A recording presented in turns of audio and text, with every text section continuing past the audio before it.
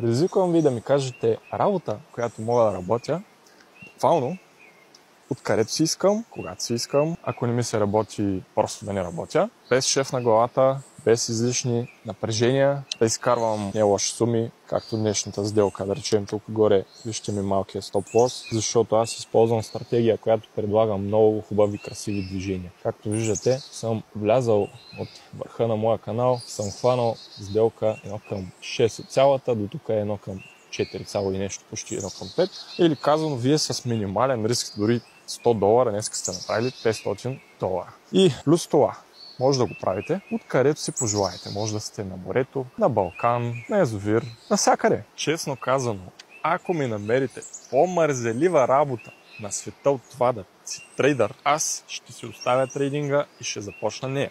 И не защото съм мързлив човек, аз обичам да спортувам, ходя на фитнес често, но честно казано, предпочитам да използвам свободното си време за неща, които обичам да правя, а и мога да дойда след природата, да се радвам на хубавия си ден, отколкото да бъда в един офис цял ден и да правя неща, които не ми доставят удоволствие.